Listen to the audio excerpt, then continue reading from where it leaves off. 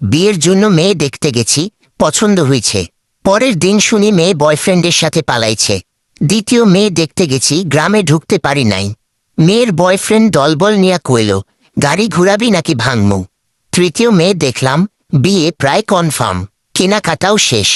বিয়ের আগের দিন মেয়ে ফোন দিয়া কইল, বয়ফ্রেন্ডের লগে রাগারাগি করে বিয়েতে হ্যাঁ বলছি, এখন ঝগড়া মিটছে।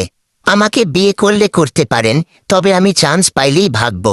চতুর্থ মেয়ের সাথে প্রায় বিয়ে হয়েই গেছে।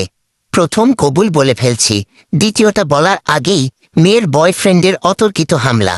লাঠির বাড়ির চোটে গাল অমনি হা হয়ে আছে, 3 হাত পা ভাঙছে, হাসপাতালে নেওয়ার কেউই ছিল না। পঞ্চম মেয়েকে দেখতে আমাকে হাসপাতালেই রাইখা বাপ মা মেয়ে দেখতে গেছে। মেয়ের বয়ফ্রেন্ড হাসপাতালে আইসা আমার বাকি পাটাও ভাঙছে। আপনারা আরও অ্যারেঞ্জ ম্যারেজের আশায় বইসা থাকেন, প্রেম কইরেন না। তবে আমি মনে মনে সিদ্ধান্ত নিয়া ফেলছি, এই জীবনে আমি আর বিয়ে করব না। তবে আপনারা কমেন্ট করে বলবেন, আমি কি ষষ্ঠ মেয়ে দেখতে যাব, নাকি এভাবেই সিঙ্গেল থাইকা মরব।